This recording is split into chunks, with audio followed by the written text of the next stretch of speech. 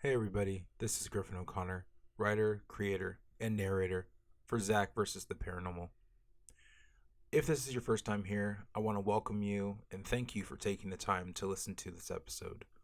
If you haven't yet, and maybe you'll wait till the end, make sure you subscribe. And if you don't want to subscribe, I understand.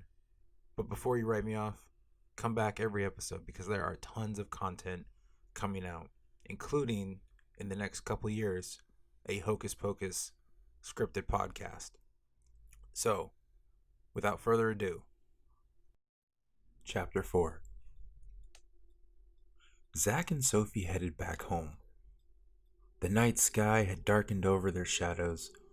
The wind grew colder with each stride they took. Sophie began to shiver. Zack looked over and noticed her trying to bundle up to stay warm. So he took off his coat and threw it over Sophie's shoulders. Sophie smirked, showing Zack she appreciated his gesture. As the night went on, Zack and Sophie began to notice their surroundings. "Where are we?" Sophie asked, her arms squeezed tight trying to hold in the warmth as she looked around in curiosity. Zack didn't respond right away. He looked around at various things, street names, houses, anything in eyesight. Nothing seemed to look familiar. "I'm not sure." Zack and Sophie appeared to be lost, something that seemed impossible considering they knew the town like the back of their hand. "Let's get back to my house," Zack said, ushering to Sophie to follow him. Back at Zack's, the neighborhood, like the town, looked unfamiliar to Zack. The houses looked the same, but something was different. Zack couldn't quite put his finger on it. "Is it just me, or did you do something different to your house?" Sophie asked. Zack looked over the neighborhood and his house. "No, something's definitely different." Zack and Sophie entered Zack's house cautiously, inching their way into it. The house was filled with smoke, as if Zack's mom once again burned a roast. "Oh, what's that smell?" Sophie asked, coughing her brains out. Sophie tried to wipe away the smoke as best she could. Zack swiped at the smoke as well, proving it was too much for him. "Smells like..." Suddenly, out of nowhere, Zack's mom popped out from the kitchen, holding an extremely burnt piece of food that was too hard to identify. "Hungry, dear?" His mom asked eerily. Zack jumped a foot. Her presence took him by surprise. She was dressed down in a yellow and blue printed apron, her hair frizzy like she stuck her finger in a light socket, and the color of her skin faded with dark circles under her eyes. Zack stuttered to answer. No thanks. We were just gonna go to my room." "Are you sure, dear? A growing boy needs his protein." His mother replied. "Yeah, I'm sure." Zack and Sophie backed away from her. As they were, they bumped up against something behind them. "A growing boy like you should eat his protein," Zack's father stated, appearing similar to the mother. Dark circles under his eyes, skin color faded, wearing a cardigan with the letter L embroidered on it. Zack looked up at his father, fear stricken in his eyes. No, yeah, I'm sure." Zack made his way around his father. Sophie close behind, as our two heroes desperately climb the stairs to get away from Zack's zombie-like parents. As they reach Zack's room, Zack couldn't close the door quick enough. "What the heck was that all about?" Zack said with such angst, like he was holding in his breath. Sophie sat down on his bed, confused herself. "I don't know, but something definitely weird is going on around here." "You can say that again." As Zack and Sophie tried to calm down, a scratching noise from inside his closet immediately got their attention. "What was that?" Sophie asked, freaked out. "I don't know," Zack replied. Zack looked around his room and grabbed a wiffle ball bat from his supposed sports days, striking a swinging pose, starting towards the closet. Sophie looked around his room herself and found a stapler and followed Zack's lead. "What do you think it could be?" Zack whispered to Sophie. "I don't know. Maybe it's Big Bird," Sophie replied sarcastically. "Big Bird wouldn't be..." Zack, looking at Sophie like to criticize her comment, only to realize that she was being humorous. "Oh, I see what you did there." Zack grabbed the knob to the closet, slowly tugging it to pull it open. "Ready?" Zack asked Sophie. "Ready." Zack yanked the closet doors open. Sophie and Zack arched themselves, ready to strike. "Millie?" Zack said, as the two noticed Millie, his dog, cowering in the closet. "Come here, girl." Zack knelt down to comfort Millie as she came trotting out of the closet, wagging her tail. "She doesn't seem to be different," Sophie said. "What do you mean?" Zack replied. "Well, look around. The town, your parents, my parents, everything. Everything but Mills. You know what that means, don't you?" Zack asked. Sophie looked at him with curiosity in her eyes. "What?" "Oh, sorry, I was asking. I thought maybe you would know." Sophie shot Zack a look of utter disappointment. After a few moments, Sophie realized something. "There's something here." "Huh?" Zack asked. "If Millie is the same, that means there's some sort of ripple," Sophie said. "Like passing gas?" Zack asked, partially distracted by Millie licking his face. Sophie rolled her eyes. "No, dipwad. Like a ripple in the dimension. Come on." Right then, Sophie, Zack, and Millie left Zack's room. With extreme caution, and not to cause themselves any unwanted attention, Zack looked below the stair banisters to check on his parents' whereabouts. "Anything?" Sophie asked. "I don't see anyone," Zack replied. Our three heroes eased their way down the stairs. When they were nearly home free, Sophie felt a sneeze coming on. Zack, thinking quick on his feet, held his finger under her nose to try and prevent her causing any noise. For a smooth second, they were in the clear. Then, Millie ended up sneezing. Sophie and Zack looked at one another, eyes wide with a strict gasp. "Kids," Zack's parents called out. Go, go, go! Zack commanded. Our heroes dashed as quick as they could out the front door, but not before members of the student body and the faculty stood in a horde in the front lawn. Going somewhere? Miss Hershey asked, menacing. Zack, Sophie, and Millie stopped in their tracks, darting their eyes in every which direction, hoping to figure out an escape route.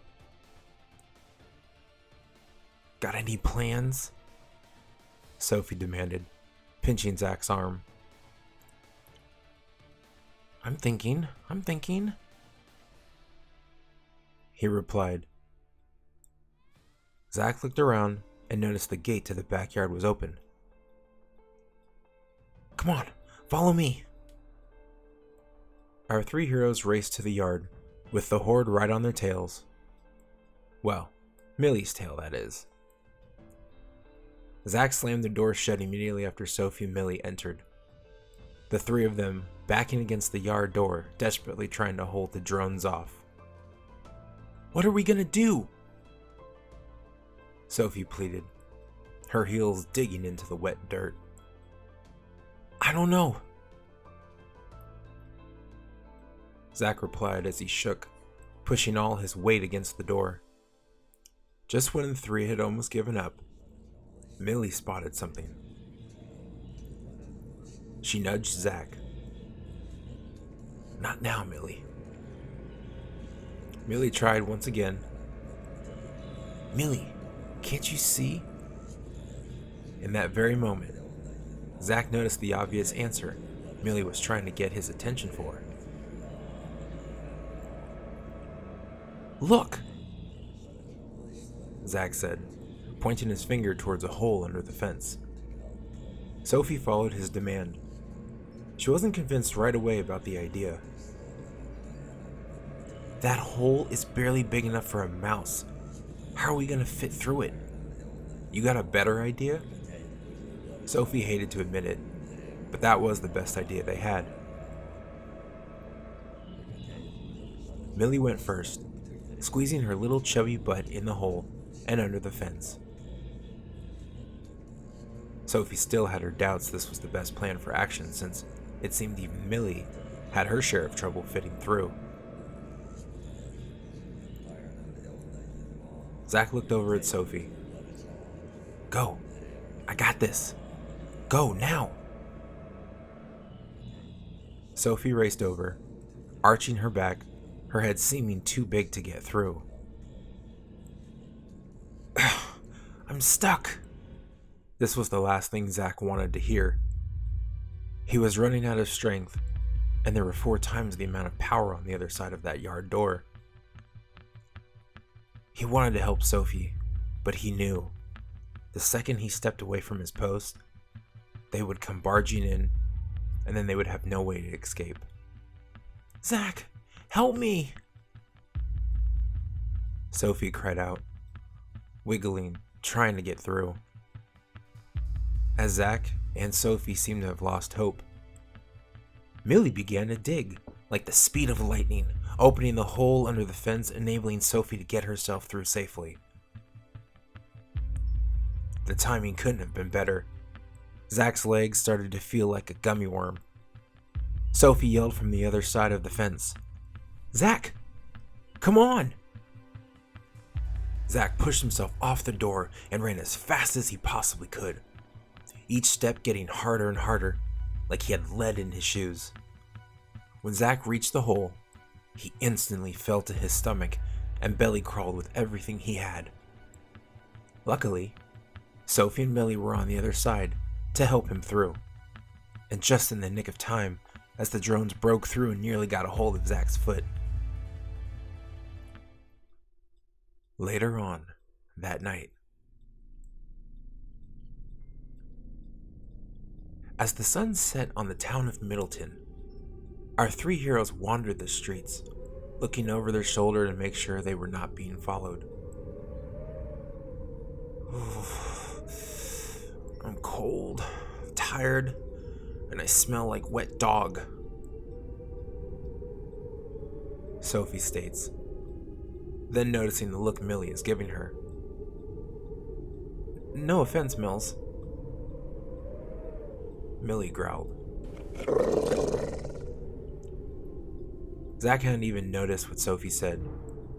He was so drained, he started to resemble the drones they were on the run from. Up ahead was the local library. Feeling it was a place to rest and clean up, the gang decided to hold up there a while until they figured out their next move. Unbeknownst to them, a figure lurked in the shadows, watching them closely behind. As Zack, Sophie, and Millie snuck through the back door, the sense of eerie wasn't far behind. The three of them took shelter in a little reading room down the furthest hall. Millie curled up on a dusty old pillow in the corner. "I'm gonna go get cleaned up," Sophie said. "No, wait. You shouldn't go alone," Zack replied worriedly, grabbing her hand, holding it firmly. Sophie looked down and noticed his grip. She then looked up at him. "Zack?" Sophie uttered. Zack didn't answer. "I'll be fine." She shook her hand free. "I can take care of myself." The look of worry bled from his eyes. "I know, but..." Sophie turned around to interrupt. "Zack, I said I can take care of myself." "Did I do something?" Zack asked, confused. Sophie chuckled. No. You just brought on the apocalypse. It wasn't my fault." Zack pleaded. "We always said we wanted to be ghost hunters." "Yeah, when we were kids," Sophie relayed. "Remember, we still are kids." Sophie sighed. "Things are different now." "How?" "We're in middle school now, Zack. We're supposed to be worrying about getting good grades, acne, and dating, not fighting some otherworld ghost." "Are you dating?" Zack asked, with a clear sense of worry in his throat. "No, well, kinda. I don't know," Sophie muttered, lowering her head. "Sophie, you either know or you don't." Zack stood in front of Sophie as he has done many times before.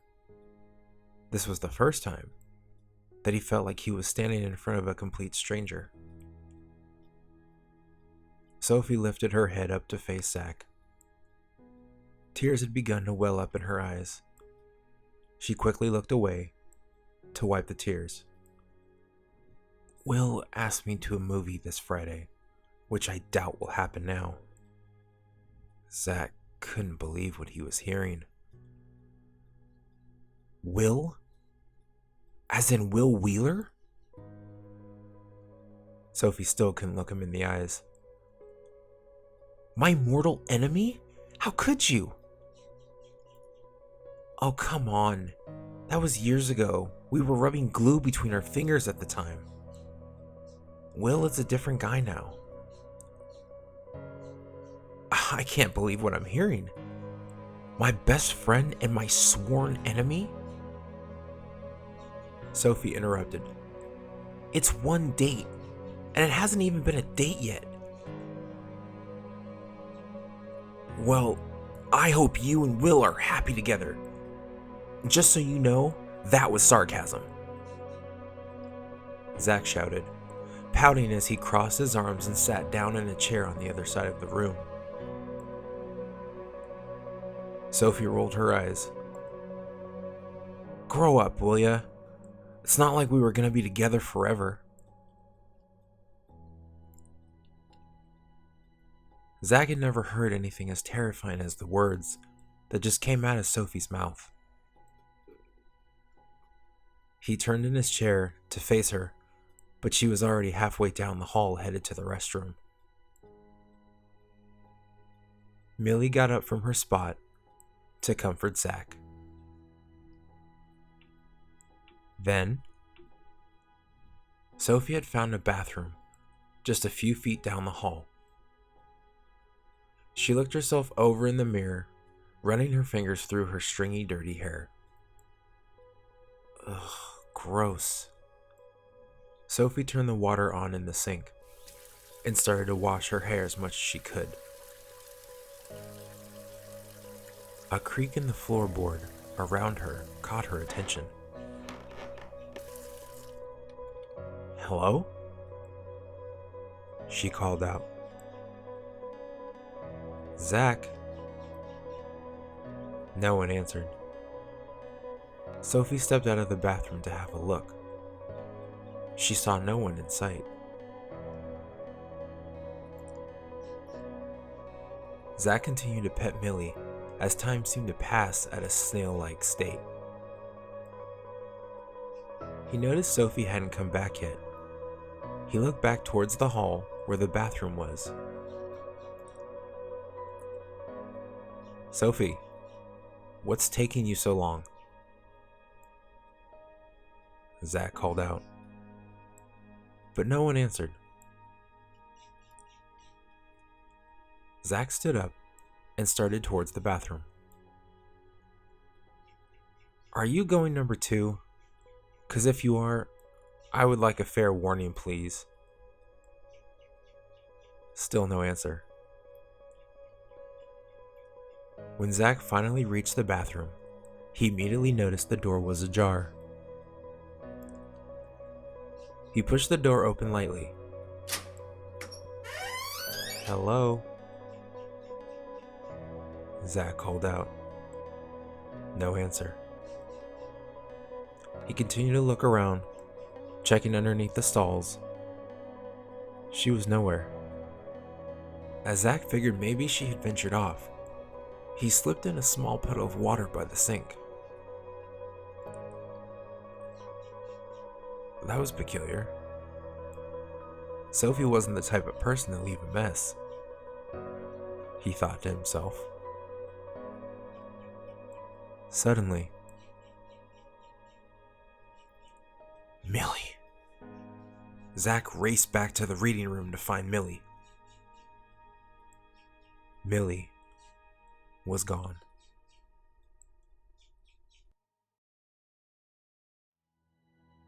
Hey everybody, it's Griffin O'Connor, creator and narrator of ZACK vs the Paranormal.